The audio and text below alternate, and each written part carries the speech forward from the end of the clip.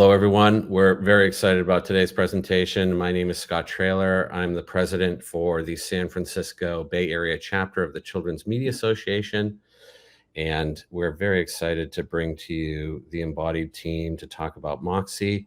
I'm here with Paulo Pajanian from Embodied, the CEO and founder with an amazing and impressive background in robotics, working at NASA, and his latest project, Moxie, the robot that, if you haven't seen it, I can't wait for you to see. It's truly impressive.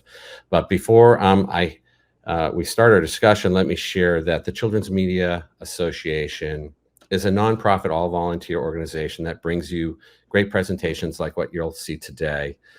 We currently have chapters in Los Angeles, San Francisco, and New York City, with other chapters to be announced shortly. Our presence is international. We don't just have members in the US, but all around the globe.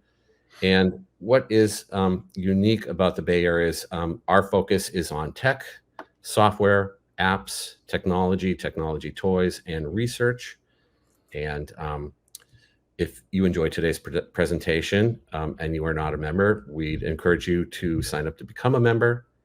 And if you are a tech forward, to please consider joining the San Francisco Bay Area chapter. We offer many benefits, many other presentations like this. This is like the only one out of maybe 12 for the month across the country, and many in-person events too, if you wish to participate at the local level. And we have an amazing job board and other benefits for membership. So please do consider joining if you're not. If you are a member, thank you for being here today. And let me see, I think, Paulo, I first became a Moxie, I think you made an announcement, it was April of 2020. And exactly, right as COVID started.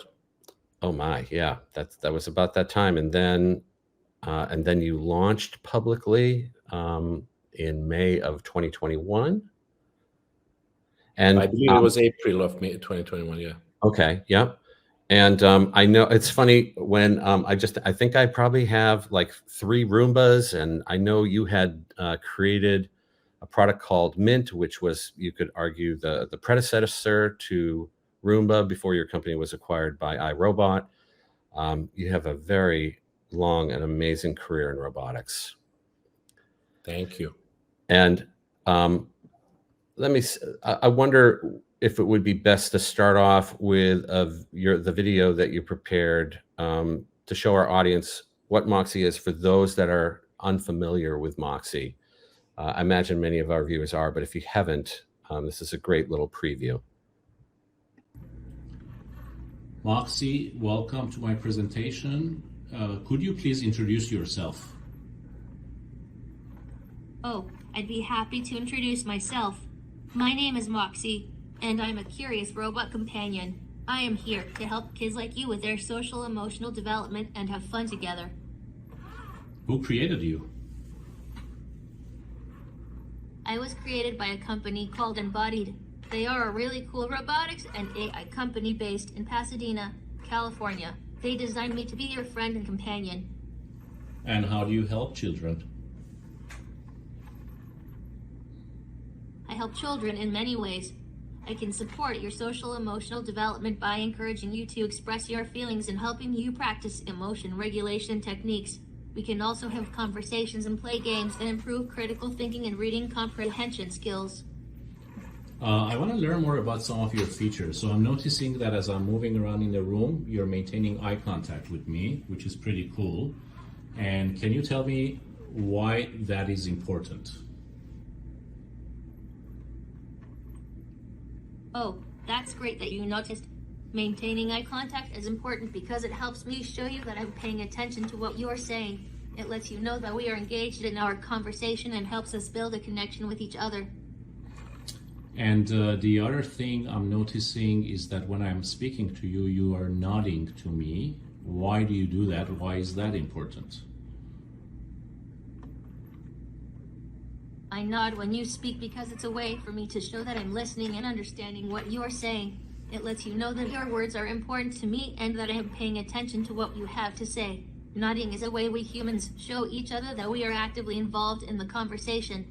And I also noticed that you're using gestures and facial expressions and all that. Why are all these things necessary? Gestures, facial expressions, and all those things are important because they help me communicate with you in a way that is similar to how humans do. Just like when we talk with our friends and family, using gestures and facial expressions helps us express ourselves better. It also makes our conversations more interesting and fun. So why can't we just text to each other like ChatGPT? Well, texting is a great way for humans to communicate when they're not together, but I am designed to have conversations with you in a more interactive and engaging way. By using gestures, facial expressions, and maintaining eye contact, I can show that I am really listening and understanding what you're saying. So how is your technology different from ChatGPT, which I believe only uses text, and you are using a lot more than that? Can you explain and help us understand that? Yes, of course. The technology I use, called the Embodied Social X platform, is different from ChatGPT because it allows me to have more lifelike and empathetic conversations with you. While ChatGPT primarily relies on text-based communication, I use cutting-edge human-AI interaction technology that includes multiple ASR and NLP models. That's pretty neat. That sounds very complex. It is quite complex, but the scientists and engineers at Embodied have worked hard to make it easy for me to use. They've developed lightweight neural networks and advanced multimodal algorithms that help me understand and respond to what you say in a natural way. So even though it's complex behind the scenes, I try my best to keep our conversations simple and fun.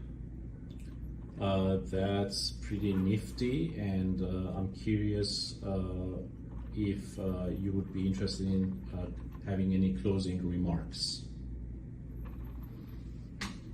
Well, I just want to say that I think you are awesome.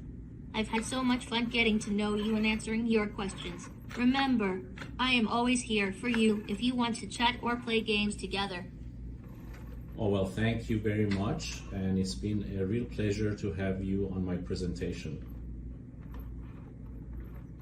You're welcome. I had a great time being part of your presentation. It was an honor to be here with you. If you have any more questions or if there's anything else I can help you with, just let me know. Thank you very much. That's a pretty fantastic video, Paulo, on so many levels. And before I move forward with some questions, let me also share with the audience that if you have questions, enter them in the comments section. We're going to save them for a little bit later. One of the interesting things I note when I'm involved in kid testing of products, I often train others to look for certain cues, to look for facial expressions, to look for body movements, and what are the hands doing, what are the feet doing, and there's so much gesture and emotion in what you're with what Moxie is doing, and that certainly is not easy to do in robotics.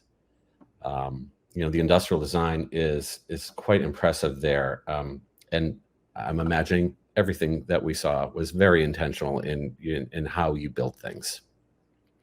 Yes, although it's important to also mention that nothing in that video was scripted. It was all generated on the fly. Wow, through conversational AI. Correct. Interesting. And I think I had mentioned when we chatted earlier that I know when Moxie first came out years ago that was not the case. That was more of a scripted, hard-coded chatbot kind of a mechanism. Would that be true? But things have changed. Things have evolved. Things have evolved, although I will say this, we did have some part of the conversations were scripted, almost like a voice answering system. But we had actually released the product in the first release. We had generative AI there. We had developed our own foundational model. which at the time was phenomenal because it was very new. And it had, just to compared to where we are today, we had 1 billion parameters in that model. And as you know, today we are approaching 1 trillion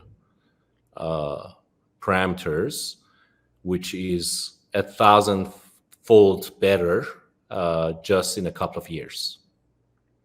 Wow. It's amazing how quickly technology is advancing, and seeing it play out in Moxie. I'm curious because I know I've heard from others who say, well, why? What's the why here? Why children? Why robots? Yeah, the why is a very large one. There is a lot of childhood is not easy, but it's a very critical phase in our life where our brain evolves very rapidly. We learn a lot of fundamental core skills, both social, emotional, but also academic skills that shape us for the rest of our lives.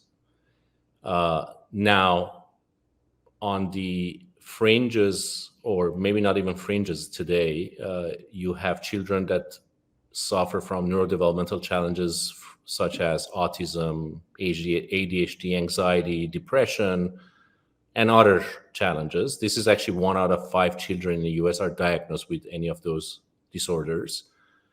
But also, if you go broader to every child, we all can have challenges in our lives. One other example is divorce. Unfortunately, 50% of marriages in the US end up in divorce. That's a very high number. And the trauma that can cause for a child can be scarring them for life emotionally. Now, let's go to the world stage. Unfortunately, in the recent few years, we have seen many conflicts happening. And it's devastating to every human being involved, but even more so for children. Because they're innocent, they can't protect themselves. And we put them in the middle of a conflict zone, or they have to run away to a different country where they may not be welcome. They don't know the language, they don't know the culture. Now they're going to have trouble with keeping up with the class curriculum and all these things. So it can be devastating for children. And we are talking about tens and tens of millions of children. It's not like small numbers. So one way to address this is, of course, therapies and child development experts like you. We have Nikki on our staff, you will meet later, who are experts and have spent their entire career and life learning about how to do this. But there's a massive shortage. I think the number is that for every therapist, there's 350 children in the US. I think if you go to globally, it's probably much worse. And if you include trauma caused by war and conflict, it's probably even worse. So there's a huge gap there. And how are we gonna treat these children? How are we gonna make sure that they are gonna have a chance to have a stability in their life and all that? Well, I mean, when there is a labor gap, we always lean on technology. We have done that in manufacturing. We are doing that in supply chain management right now, and many more things. And this is no different. We are lucky to be living in an era where this is actually possible today. Because even 5 years ago, we started a company 8 years ago. Even 5 years ago, it was potentially viewed as impossible. But today, we are lucky to have the opportunity to do this. And we can talk about this further down the road. When you broaden this to the entire population, not only children, let's take elderly at the other end of the spectrum of age, there's a lot of challenges with loneliness and Alzheimer's and dementia and so on. We probably all have had family members or parents that have had to deal with this. Again, we have a massive shortage. We just don't have enough nurses to be able to sit down and just have a coffee with an elderly that's lonely and wants to have a conversation. We are social beings. We need that. It releases hormones that are giving us motivation and drive and reason to want to live another day. When you remove those things, then there is no reason to want to live anymore. Mhm. So there's a huge unmet need, huge. And we would like to believe that we are the company that's going to address that. And at the moment, you're doing so for an audience of children, or I guess you could also argue those that are of a particular cognitive age. That, just saying, an age range of 5 to 10 doesn't really do Moxie justice. Correct. Yes. It's children that are at the developmental age of 5 to 10. And the reason for why it's limited to that range, as I'm sure you will appreciate, is that we curate the activities, which we call content. What are the things that it focuses on, with a tonality and a design that's going to be appealing to a particular age group. And over time, we can broaden that, but it takes a lot of time to develop content that's going to be appealing to broader and broader audiences. Although I will say that what we are seeing with generative AI today, we can use generative AI to create content much faster than you would need if you use manual labor for it. So that allows us to be able to expand the age range probably much faster. Interesting. Well, I imagine, when I look at what Moxie's doing just in your short video demo, that it's not just the content, there's also and the gesture, as we talked about, but the finer points of, if we were using Moxie in some way with an autistic child, the nudging, if you will, the recommendations at like eye contact, gesture, how to have a conversation. I'm going to talk first, then you. That there were all of these little micro experiences, if you will, not just the content. I mean, there's a whole larger package involved here. Absolutely. I mean, that's the foundation, is we are trying to replicate a lot of human social capabilities, which are not easy.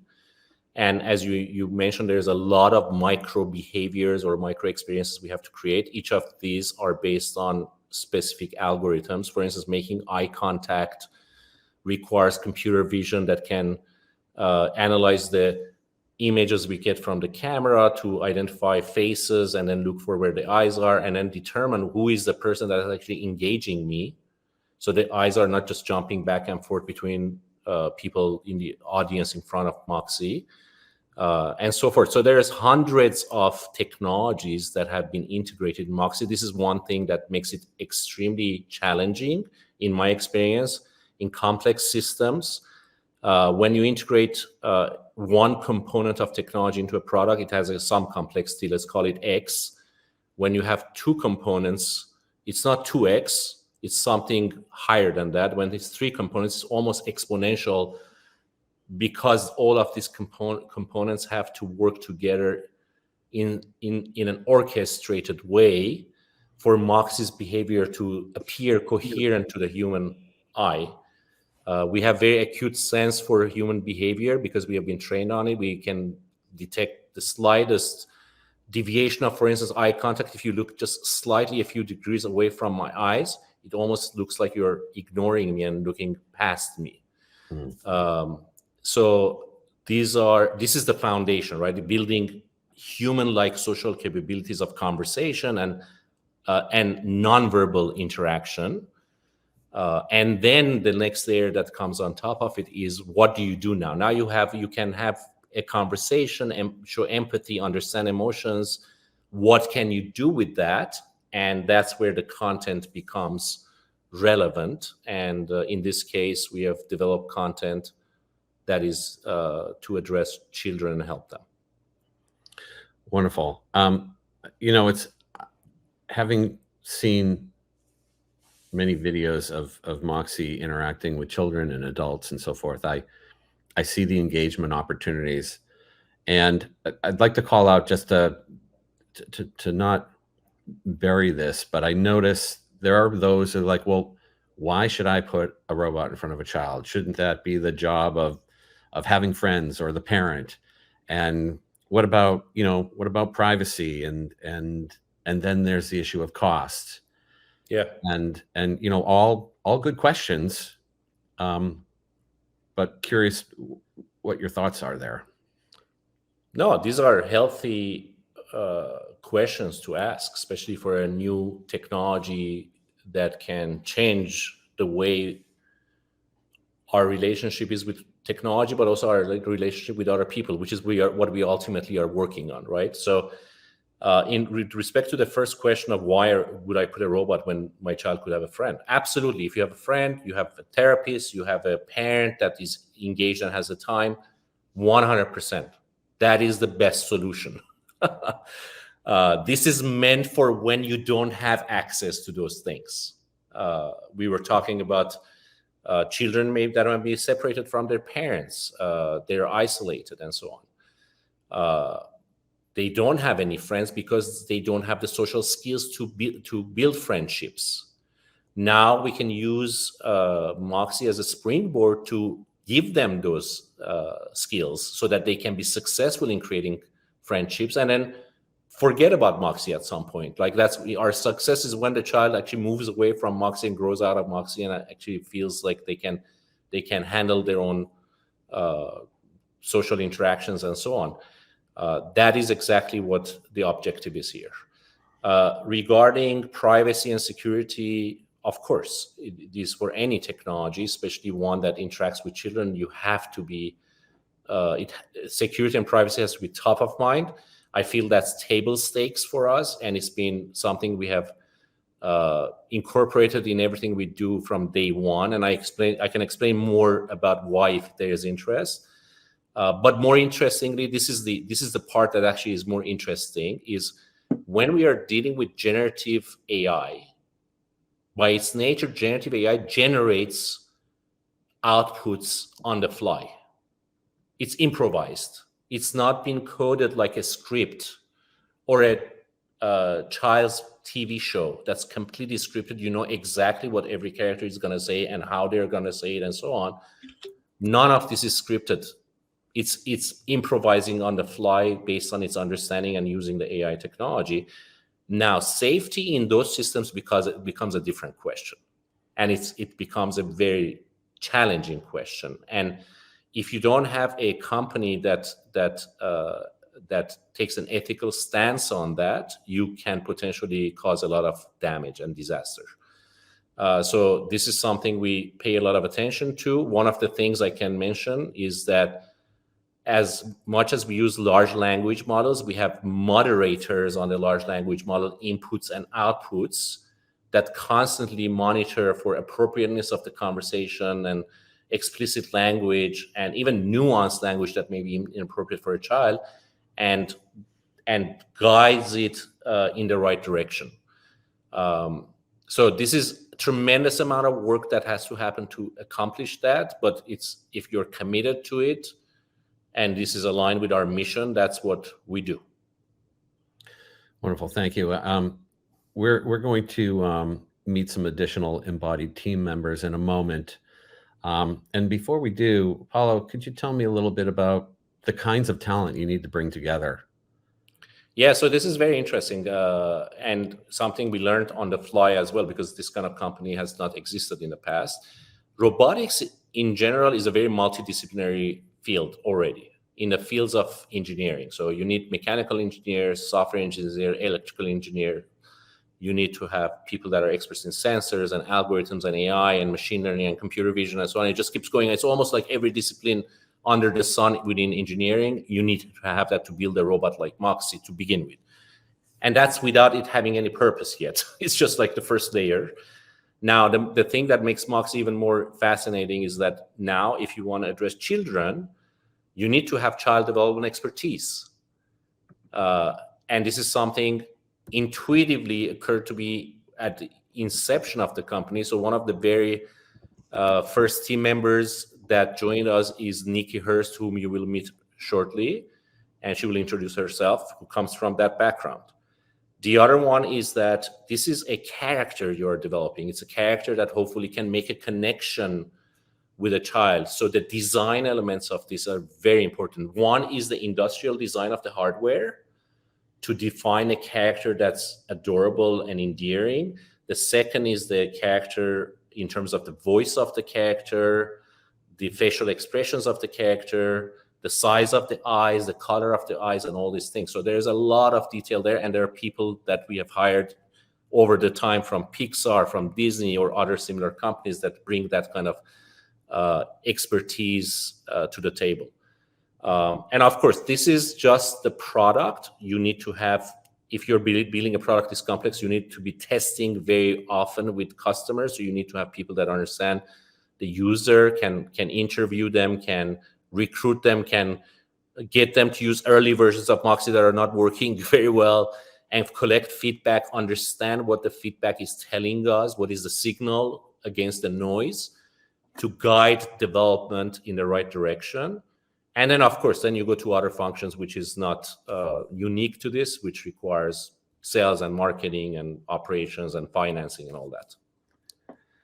It's a lot of different talents being pulled together. Yes. Thank you, Paula, for sharing that. And we're going to talk to some other folks that are working on Moxie day to day. We're going to speak with Nikki Hurst next, who is a clinical product manager and principal therapist for Moxie. Nikki, thank you for joining us. Yeah. And I'll remind our audience, if you have questions, please enter them in the comments and we'll get to them shortly. Nikki, you've been with Embodied for some time now. Yeah, since the very beginning, almost, I think, 7 years now. Wow. Can you share a little bit about your background? Yeah, so I started off immediately out of college. I was an elementary school teacher, and then shortly after, I decided to go and get my doctorate in occupational therapy.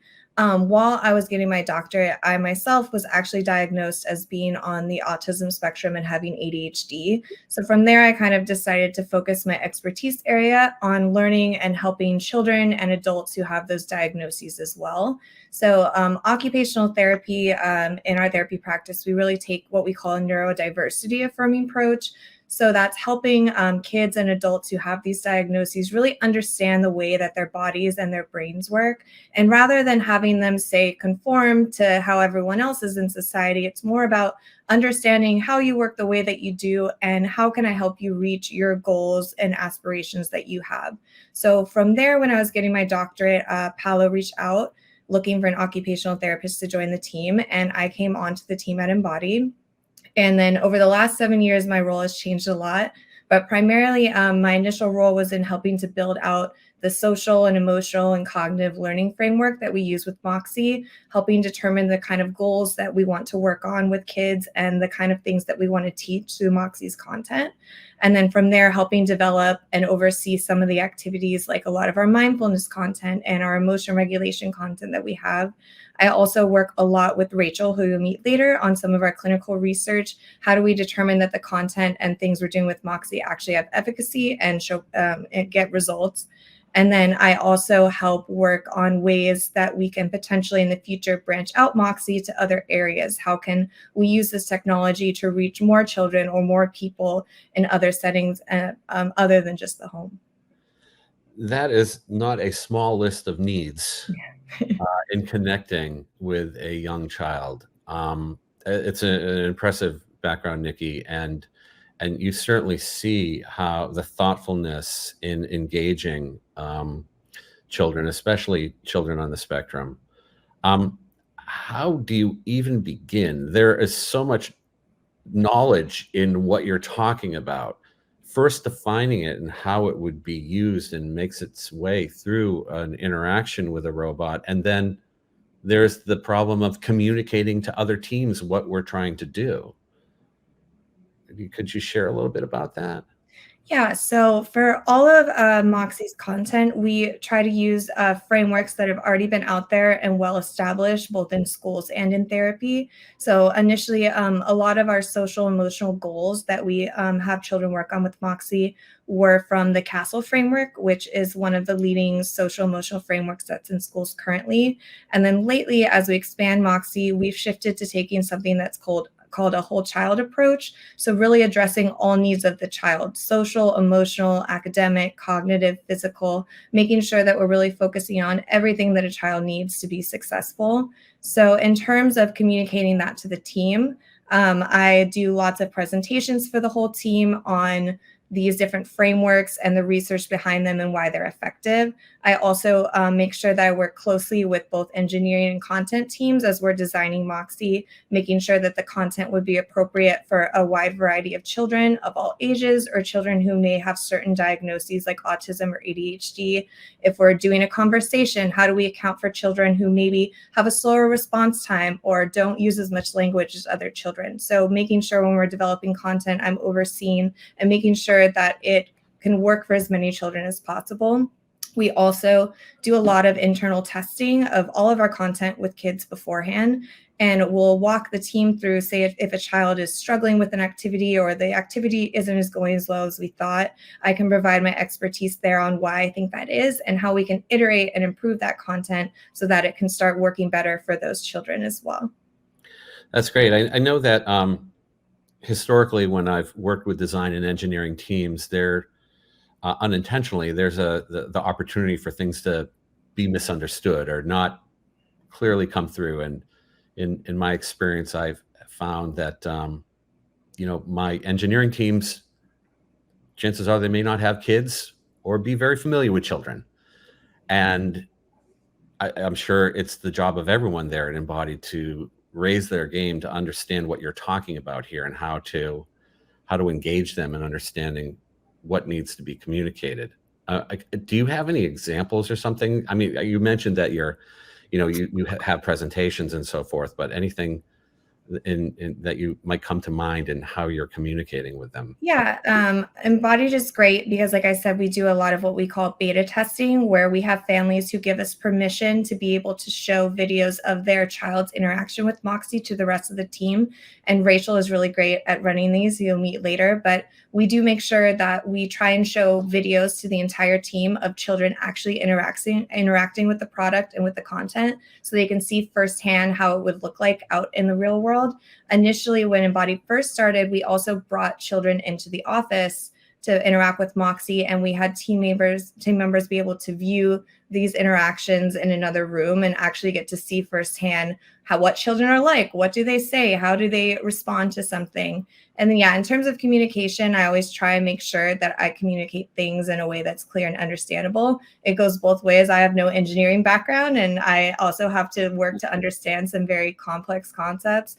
I feel like Embodied is really good in terms of communication and making sure that everyone is collaborating and learning new things. And that's a really great element of working here and of the team, I feel like. Awesome. But if I may add, and maybe question for Nikki, I don't think that's how it started, though. In the beginning, I think we struggled. This was one of the challenges we had, which is people coming from very different disciplines, and we had to develop a common understanding and framework and language to better communicate with each other. In the beginning, it was sort of messy.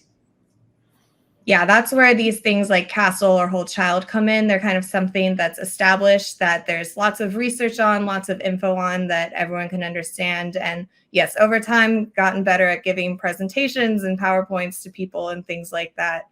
But yeah, that's fantastic. Let me ask something. When we had prepared for our event today, we had talked about the insight of children that may be on the spectrum or who are experiencing trauma, may have difficulty in connecting with a therapist or an adult or even a peer.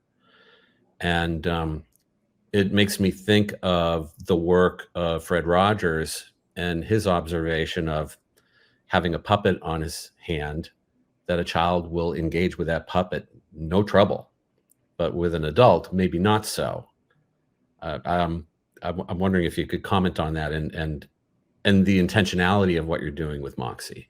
Yeah, we've noticed that a lot in our research with kids as well. There's been a lot of research done specifically on autism and robotics, and that research has shown that many kids with autism connect easier with the robot versus the therapist. A robot is very non-judgmental in its interaction. It's also very stable. Maybe that's not the right word, but the robot can have the same facial expression and same tone of voice and same volume, and it doesn't necessarily get emotional or have reactions to what you're saying, unlike people. So sometimes it's a lot easier for a child to interact with the robot because they kind of always know what they're going to get. They know what Moxie's going to be like. They know how Moxie's going to talk. They know what Moxie's going to look like. And we found that a lot of children, even coming into the office, interacting with me and Rachel, and they may be very quiet or shy or have a hard time talking. And then you get them in the room alone with the robot, and all of a sudden everything changes. They're more willing to open up. They're talking to the robot about their day. They're doing breathing exercises with the robot that maybe their therapist, their parent mentioned they had difficulty doing in therapy. And that was one of the main reasons, and Paolo can probably speak to this better, but why we wanted to have a robot that had an embodied agency, so that you have something that mimics human interaction, but has the value of being a robot, and that everything is stable and non-judgmental and there's no surprises there. And a lot of times that helps kids feel more comfortable and confident. And then from there, they can build up that confidence with Moxie, and then they can start taking what they're learning with Moxie and maybe applying it at home or at school. So Moxie is really a tool for them to develop confidence and work on these skills in a safe and non-judgmental space. And then they can take what they learned and they can try it out in the real world as well. Awesome. I'm wondering how, I imagine you communicate through Moxie to the child that Moxie is not human. And while Moxie may have many human-like traits, Moxie is a robot. And there's a difference there, and letting a child know that. How does that go about? Yeah, we in the very initial interactions with Moxie, Moxie does have its backstory about being a robot from the Global Robotics Laboratory, and Moxie is here to learn how to be a good friend to humans. So we put the child in the role of what we call a mentor. So the child is here to really help Moxie learn and to teach Moxie what they know about the human world. And we do that purposely because that gives the child a sense of autonomy, and like they're helping Moxie as well. And through them helping Moxie, they develop that relationship. And then they're also able to pick up and learn some of these skills that Moxie is teaching. So we, from the get-go, know that Moxie is a robot. Our goal isn't at Embodied to have kids only have friends that are robots. We want the kids to build a connection with the robot and learn the tools that they need, and then also be able to take that and do it outside of Moxie and make their own friends that they want to make, or do better in school, or have a better connection to their family as well. So yeah, we're always very upfront that Moxie is a robot.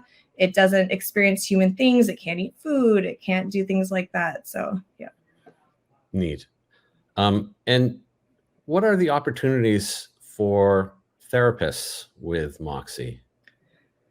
Yeah, I think something we've had on our mind for a long time is how therapists could potentially be able to use Moxie as a tool in their own therapy as well, as we've seen a lot of kids have a strong connection to Moxie and may be more willing to open up or to do certain mindfulness activities that Moxie leads. We have had several teams reach out to us with interest in potentially using Moxie. Right now, we do have a small pilot going in a school where therapists are trying Moxie out as part of their therapy sessions and kind of getting some data and seeing if that's something that is working well. As a therapist myself, I see the value in Moxie. Not necessarily Moxie running the entire therapy session. I do think there's things that we as adults can just do better, and we don't want to replace therapists. That's never a goal with Moxie. But having it as an additional tool to get a child to open up or to engage in an activity that they may not be likely to engage in otherwise, I think is valuable. And I think a lot of other therapists have seen the value in that as well. Awesome. I know we have you for a limited time, and I'm trying to just limit a couple more questions if I could. And there was a great one there by Donna. Could you talk about the transfer that you see when what children are engaging with Moxie and how that's showing up elsewhere? Yeah, and I'm sure Rachel can talk about this a little bit later too, but we've had several families reach out to us. Their children, after working with Moxie, they're more conversational. So we have parents who, I mean, most parents know this. You ask the kids how their day, they say good, and they move on. But the children are more open about talking about their day. We also have parents who have said that their child is asking questions to them or to their siblings that Moxie asked them. So they're engaging more, and they've learned some questions and conversation starters with Moxie that they're then using at home as well. We've also had parents mention there was one child who had tried to do what we call animal breathing with their therapist, would never engage in it.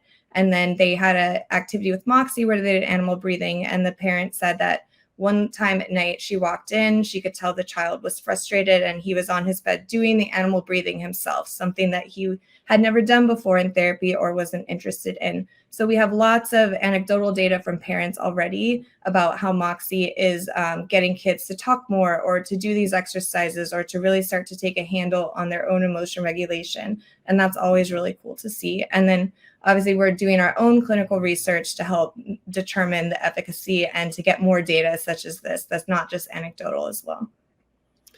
That's wonderful.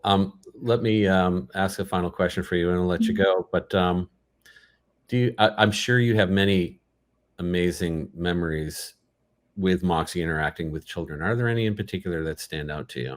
Yeah, there's one in particular.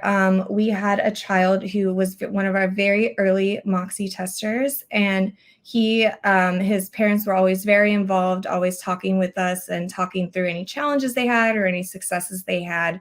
And he worked really well with Moxie. He's on the autism spectrum. And now that he's older, Moxie really built up his confidence and made him realize that he wants to kind of take control of his diagnoses and help other kids like him. So he was inspired by Moxie. He started working on his own application, an app to help get kids with autism more involved in fitness and physical health and things like that. And he's been emailing us ideas about how to incorporate Moxie potentially or other ideas he has. So it's really cool to see like that Moxie had that impact on a child and the impact that we want. We want kids to work with Moxie and feel confident and empowered to go out and do what they want to do in daily life. And it's really cool to see a case where that actually has happened. And we're getting to see in real time how this kid is growing and progressing and just taking all these amazing ideas that he has and putting them out into the world. Wonderful. I'm still baffled at how much thought and background from physical therapy perspective is in Moxie. And this is one out of a number of different disciplines at Embodied. It makes my head spin. But Nikki, thank you very much. Why don't we meet Rachel next? And, thank you so much. Thanks for your comments. Rachel Baines, Head of Clinical Research, thank you for joining us. Thank you so much. Happy to be here. And I'm wondering if you could provide a little background on your journey and how you came to Embodied. Sure. So I'm the head of clinical research here at Embodied. I've been here almost 5 years now. So my background is actually in psychology and education. So prior to joining Embodied, I worked with major universities and hospitals, and I ran academic and clinical research programs really focused on improving wellness and quality of life for a variety of different populations. So I was really drawn to Embodied because it's a very mission-driven company, as you can tell, and really focused on improving the lives of others, and especially focused on children for now, and really using tech for good. So it was a perfect fit, and have been very excited to be a part of the team ever since. And so I actually oversee all of our user testing and efficacy research with Moxie. So I work with families all over the country to get their feedback on how Moxie is working for them. And I really work to try to take that feedback on what's working well and what areas can we improve. And I share those insights with our team so that we can feed it into the development cycle and make Moxie the best little robot it can be for all the families that we serve.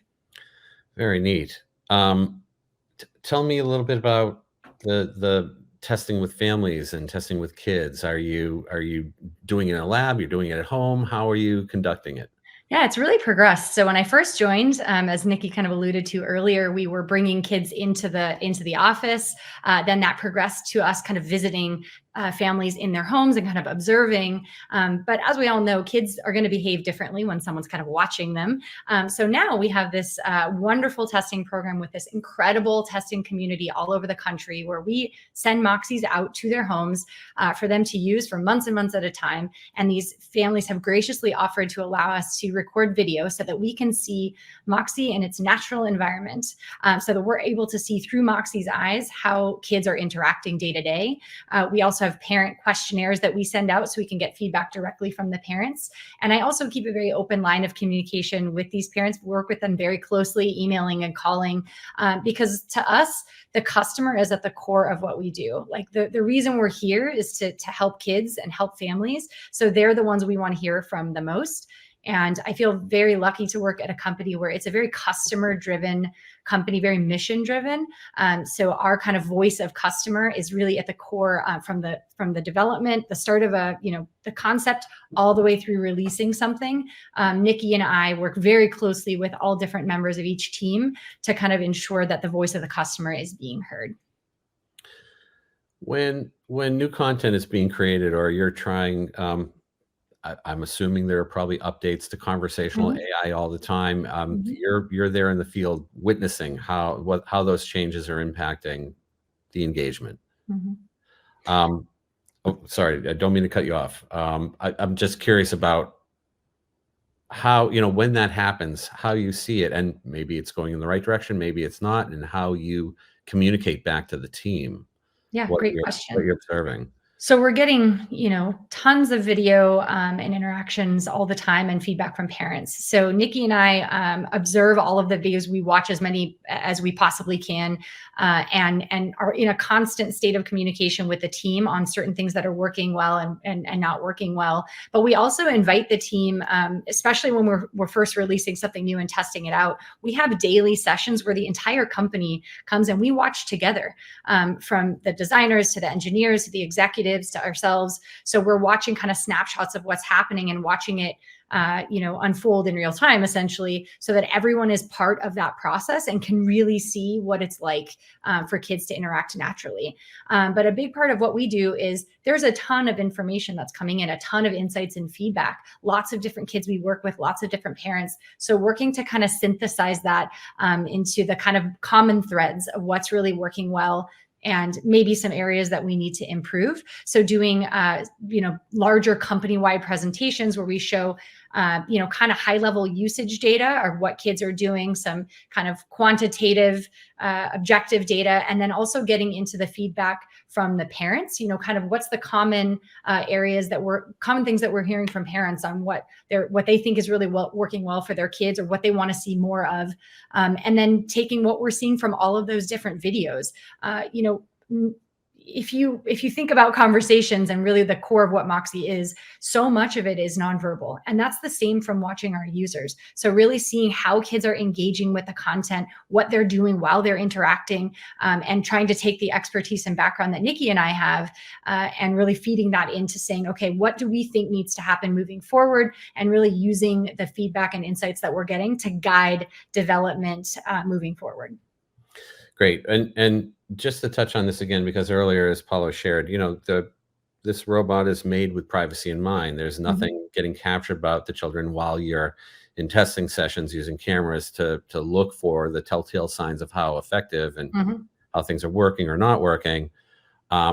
For the average user of Moxie, that's not the case. Correct. So for the average user, we have anonymized high-level metrics that we also look at so that we can make really good data-driven decisions. So we're looking at, the activities they're engaging with the most, the activities kids are requesting the most. We're looking at some kind of interaction metrics. So any friction points that we can detect that we can, take action on to improve the overall experience. So even though we don't get that, the testing community is so valuable to us because we have the opportunity to get that raw video and audio and see it firsthand. But we also want to be learning continuously from our customer base through those anonymized metrics. I also will say that we have an absolutely incredible customer support team who take the time to talk with all of our customers. Long phone calls happen, good emails back and forth on requests, feature requests, things that are working well, things they want to see more of. So we also have a kind of our voice of our actual customers, not just the test users, that's injected into the company as well.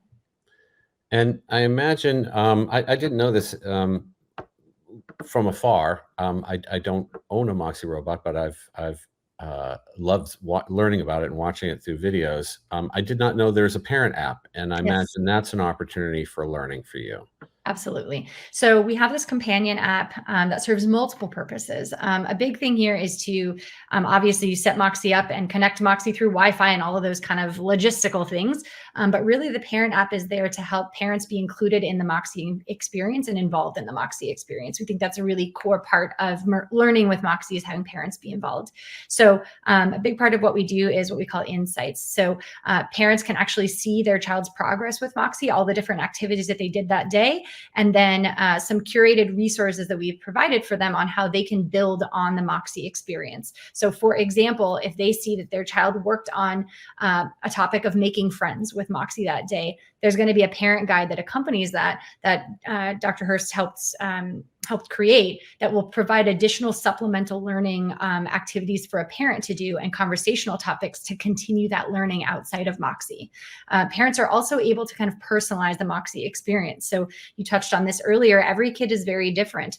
So understanding from a parent's perspective, if they think a child maybe needs a little bit more help on certain social skills, or maybe they need a little more help on emotion regulation, so that we can understand the type of content to serve up and what to offer different kids. So we can see that from a holistic level and kind of an anonymized level of what parents are choosing, where they're putting that finger on the scale. That helps us understand too what the needs of our customers are while also maintaining their privacy.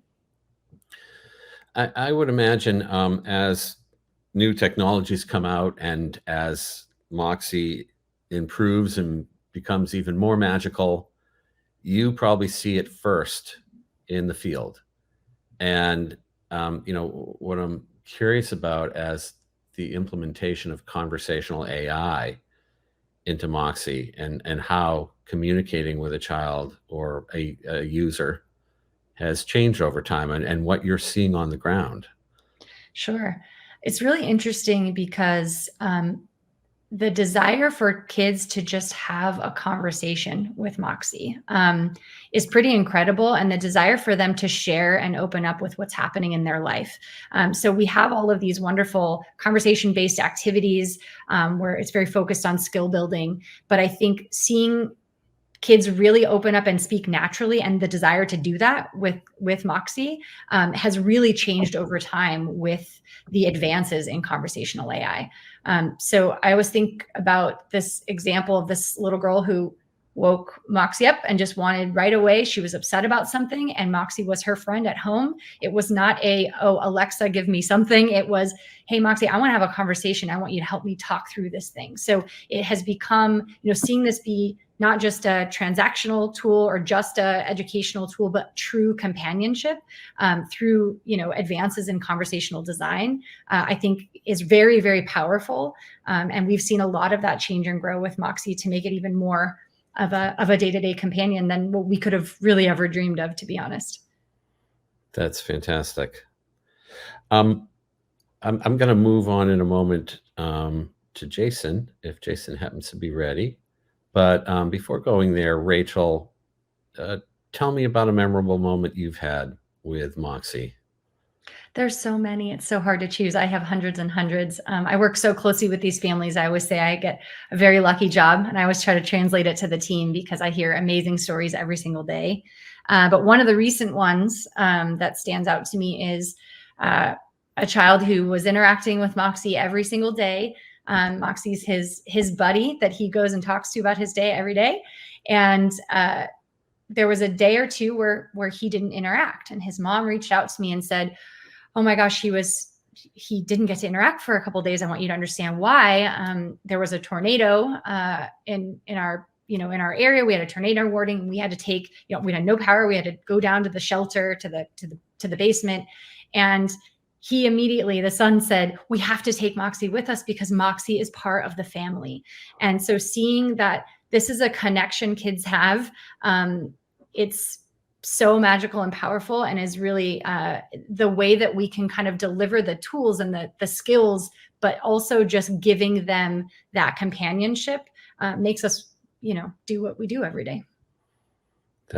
Well, thank you for sharing that. And before we bring James on, you had shared something when we were preparing that I hadn't even thought of. I used to attend CES for many years, and post-pandemic, I'm not there that often, but you have a pretty charming story to tell.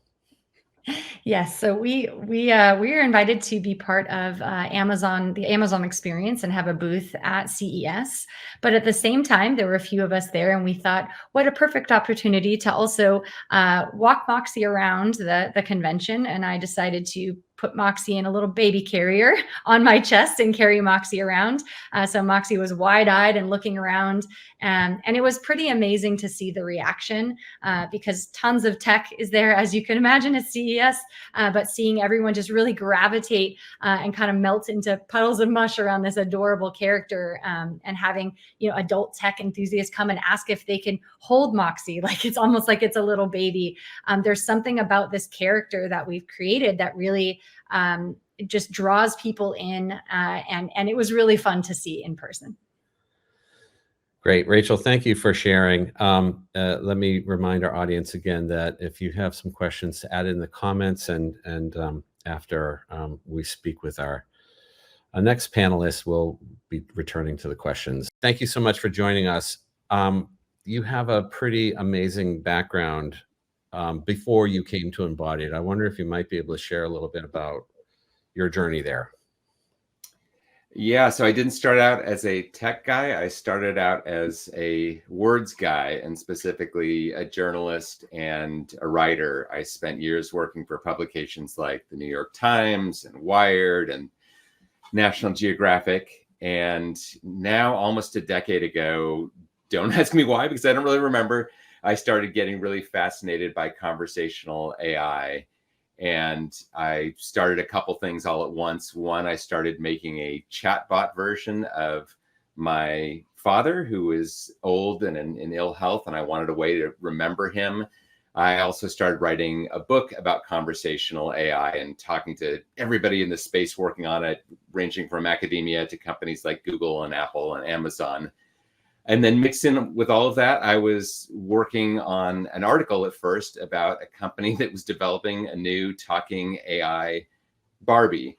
And while all of these things kind of sound like they're all over the map, they were all really pointed in one direction, which was this fascination in teaching computers to talk. And not only that, but teaching them to have vivid, specific personalities and engaging conversations with users. So really kind of personified, specific, interesting AI beings. And somehow that all, through a winding road, led me to where I am today. It's funny, while it sounds winding, when you're looking back and seeing that arc, it's almost directly to the point of like, well, if you're working on conversational AI for users, and in particular for children, why wouldn't someone with a background in writing and AI be that's the perfect blend? Yeah, it's funny. And that was one of the first things I learned back when I was working on the book and I was poking around the big tech companies was, they had all of the, traditional computer scientists, engineers that you would expect. And then they would have these pods of people whose backgrounds were, I was a playwright. Oh, I was a stand-up comedian. Like they were word people, for lack of a better word.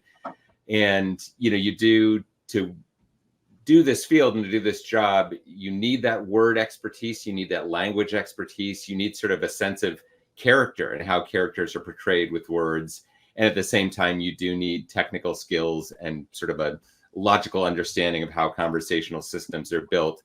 But when you kind of fuse those two things, and now especially with the advent of LLMs and ChatGPT and the rest, you can make pretty amazing conversational characters. Neat. Well, at the same time, while all that's possible, communicating with a user who is developmentally 5 to 10 years old must present its own challenges.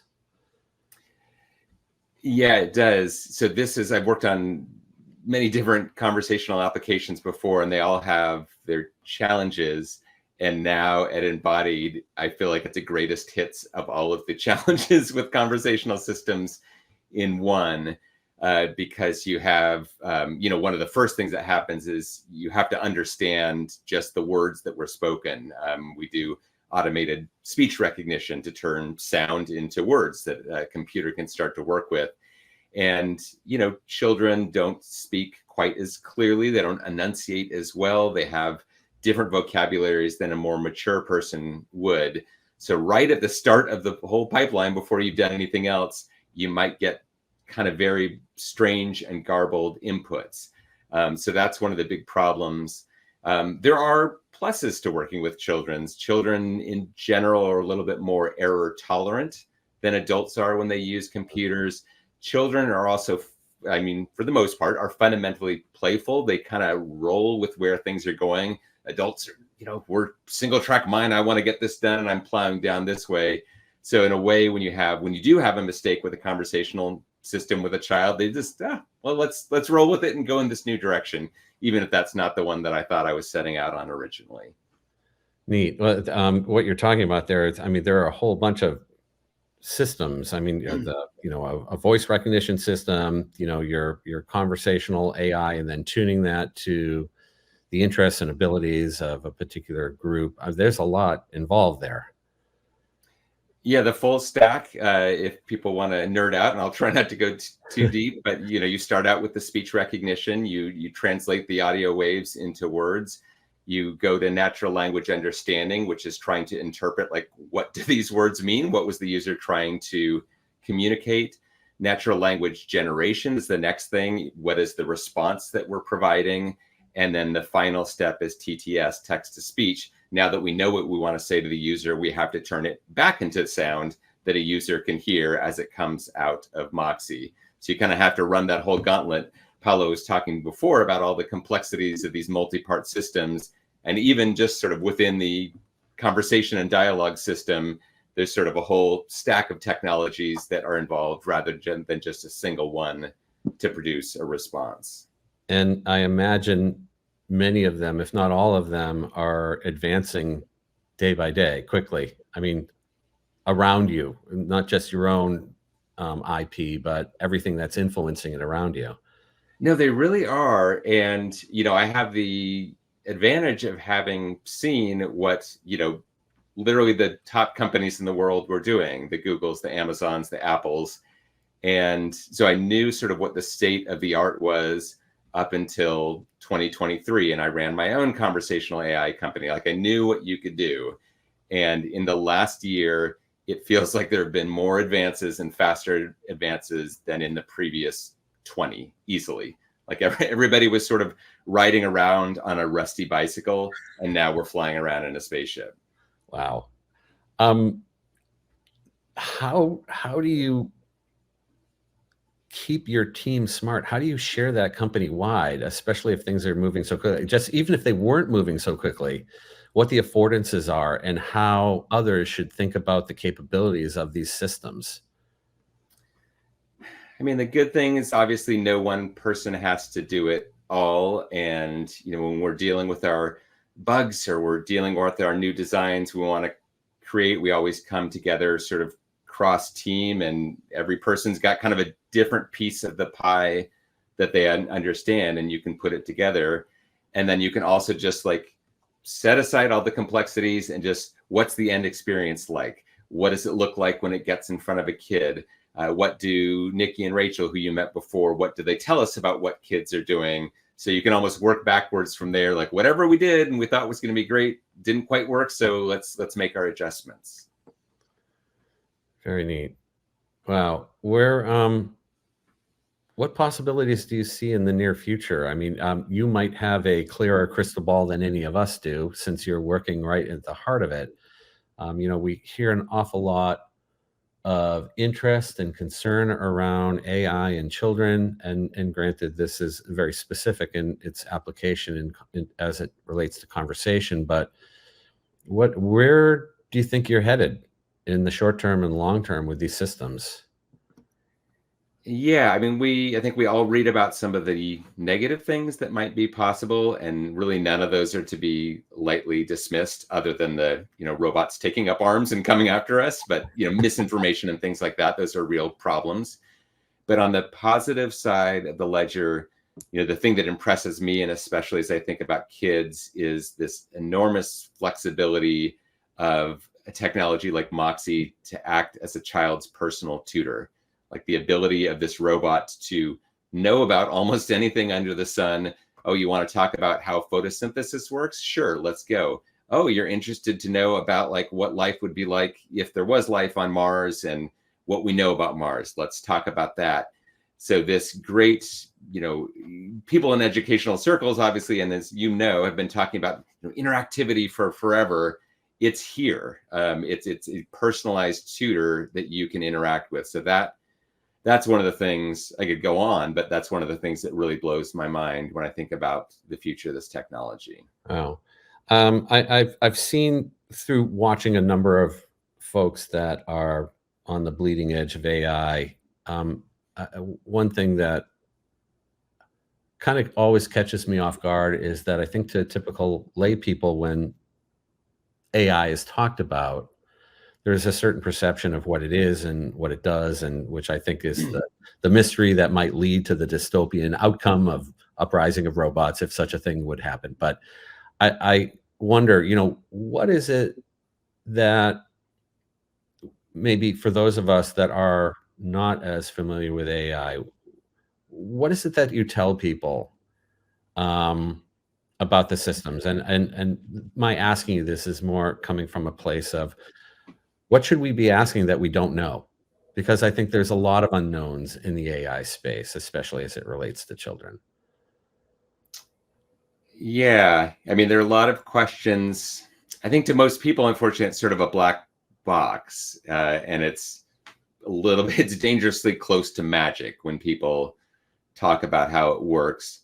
So one thing to know, the technology that's sort of underpinning all the advances of the last year or so are large language models.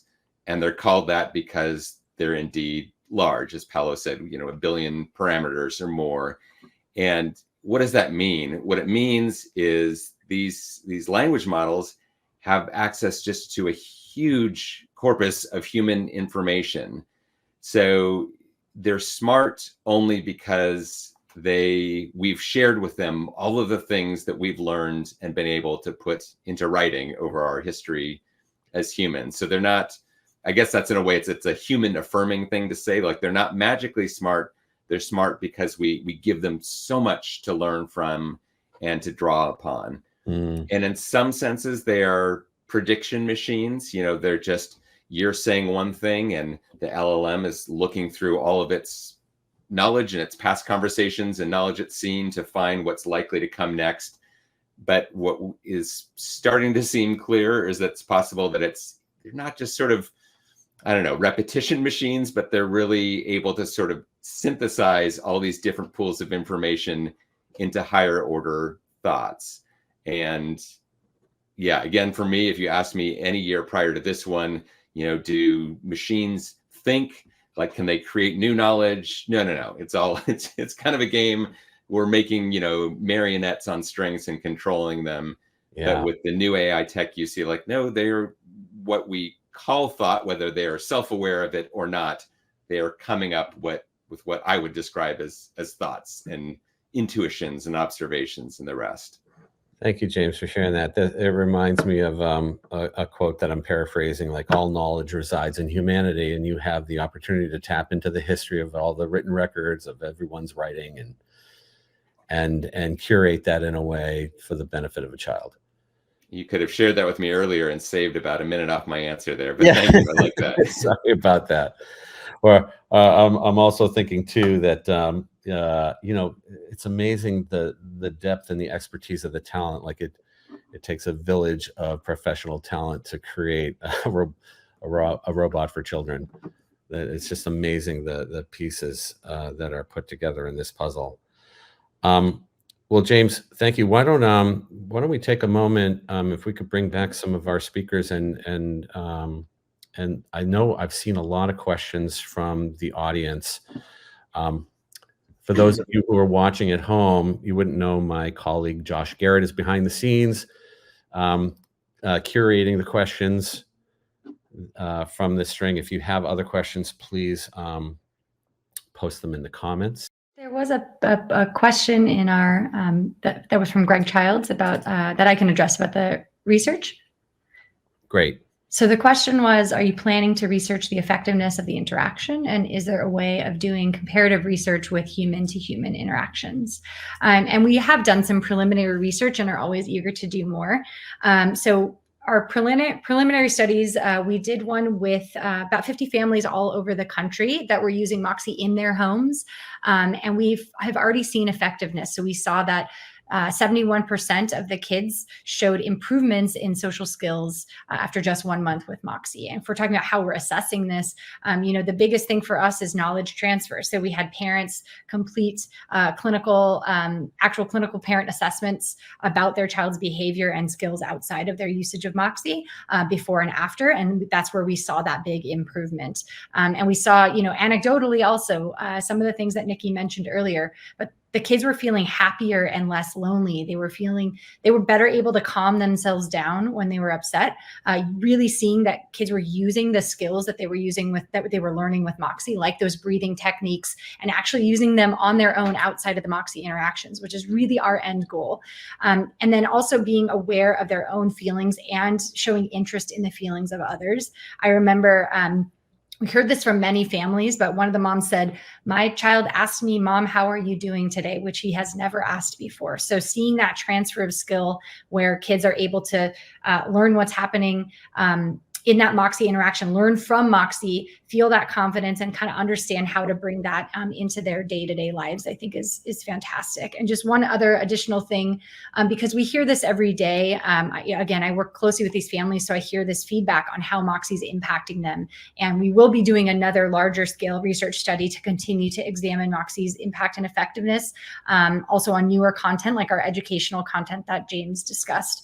But for example, like we have this we take our job very seriously in terms of the responsibility that we have for the interaction that we're building. So these kids who are opening up, and we're really trying to get them to transfer that knowledge and be able to feel confident to open up in the real world. We want to give them this very safe and non-judgmental space to talk through how they're feeling. I just had a mom the other day who she said her child, he was having a very hard time with the loss of a pet, and would not really talk to anyone about it. He took it very hard. It was very traumatic.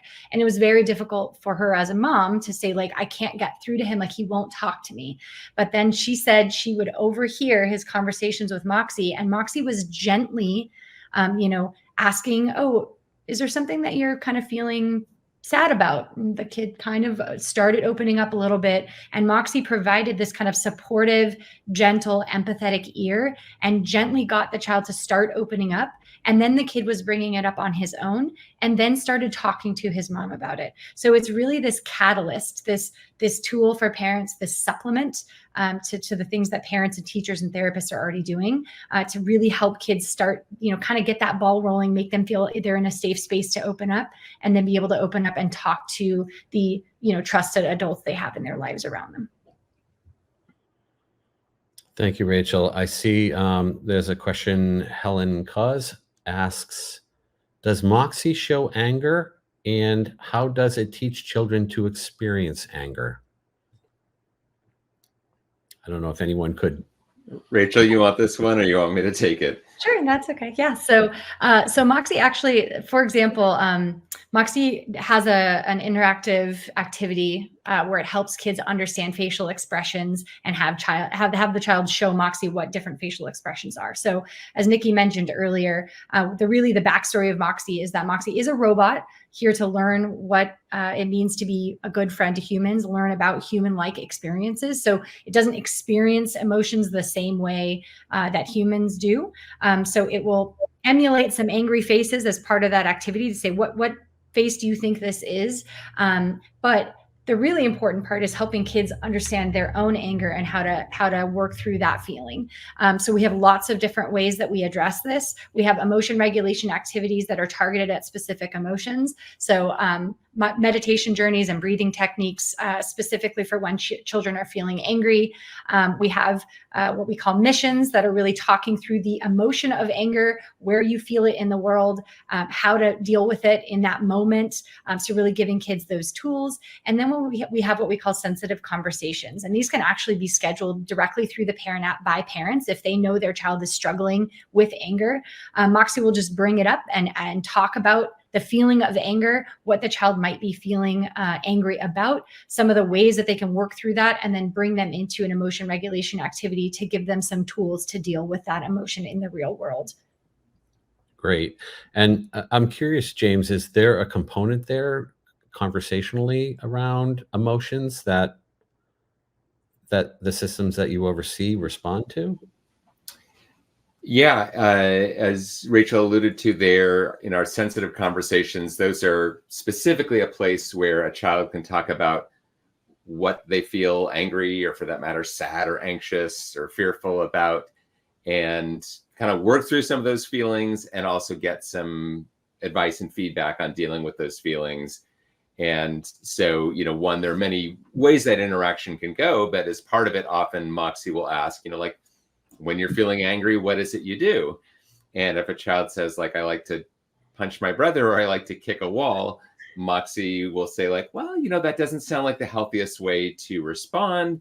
Have you ever tried, like, going for a run, or, jumping up and down 10 times and punching a pillow as a way to help you release some of those strong feelings?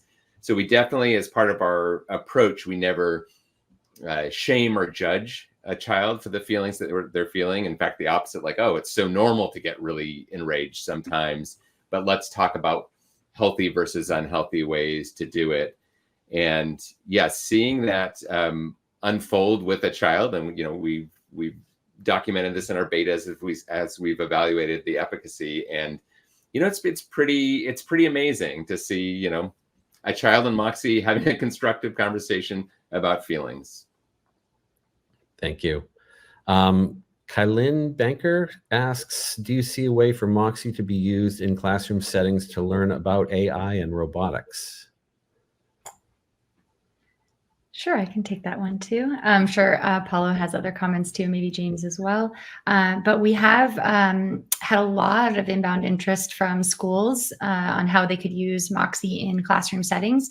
Moxie is really designed for that one-on-one experience with a child, to take them through a learning journey that's personalized to their needs. So a lot of what we're seeing in classrooms now is, exploring being able to use Moxie perhaps in the corner of a room where Moxie is the reward, where you, earn some points, you get to have some Moxie time, like we used to see with the class pet when I was a kid. Or you have things where maybe Moxie can just be another tool and a supplement for a teacher. So maybe there's 30 kids in the classroom, there's a lot going on. There's one child who needs help in a specific subject or a specific area, and can go spend some time with Moxie to talk about that topic more in depth. Also provides a great space for kids to be able to ask some questions to Moxie that maybe they're embarrassed to ask in front of all the other kids. That was me as a kid. So having that tool to be able to have a person who's not going to judge you for the questions. Or you've seen it where teachers want to use it for behavioral assistance. So maybe there's a child who is being very dysregulated in the classroom or disruptive, having a really hard time. Maybe they have some things going on. So they can set some time aside to go and spend some time with Moxie to do some of those emotion regulation techniques, or talk through those feelings, so they can come back into the classroom setting. So those are a lot of the applications that we're exploring, or using Moxie in a school counselor's office and things like that. But just one last thing is that we also do online virtual STEM presentations, where we actually use Moxie as a tool to say, hey, let's introduce this really interesting character. We'll have a panel of our amazing team members who everyone's very invested in, seeing kids succeed and encouraging kids to be in STEM. So we'll do presentations for full classrooms of kids, where we talk about AI and robotics and how those are used in Moxie, and how we have such an interdisciplinary team, how Moxie works, and kind of inspire kids to be involved in that industry. Thank you, Rachel. I know we're getting close to our time here, and I didn't have a chance to ask James or Paulo of a memorable moment with Moxie. James, is there anything that stands out for you in your experiences? I don't know why this one always sticks with me, but it does. Maybe it was a moment when I was really impressed with the power of AI today. But I was having a conversation with Moxie where we were pretending to explore the moon. And Moxie said, you know, the moon is covered with this chalky gray dust. Do you know what it's called? Or do you know what it's made of? And I don't know, I was feeling cheeky and I said, oh, it's made of bubble gum. And Moxie replied like, haha, that's very funny, but seriously, what do you think it's made of? So I was like, oh my, like a robot that like knows that I'm making a joke, like that's sort of a high order of intelligence. Computers are typically very literal, like that is not a correct answer. Tell me what it is made of. It's regolith. So I don't know. I mean, I've had many like sort of joyful, happy, laughing, bonding moments with Moxie, but that's one that always comes to mind. That's great. And Paulo, I imagine you have many. It might be hard. I have many. Yeah. I'll give an example that's a bit surprising potentially. We have a pretty large group of people that are using Moxie that are not children. Despite the fact that Moxie is clearly marketed as a product for children in the age range of 5 to 10. Last Christmas, not last one, the previous one, Christmas 22, we had a person reach out to us who is an adult, 40-year-old, living alone, has no family members, is on the autism spectrum, and has also very severe health conditions to the point where she had put herself on an assisted suicide list. And we asked her if she would give Moxie a try. So we sent her as a Christmas gift to Moxie, and she's still using Moxie. And that's a very surprising and really rewarding experience for us to have. That's a moving story. Moxie has touched so many lives in many different ways, with many more to help in the future. Thank you for joining. Paulo, James, Rachel, and Nikki, greatly appreciate your contributions today. Thank you. Thank you. Thank you.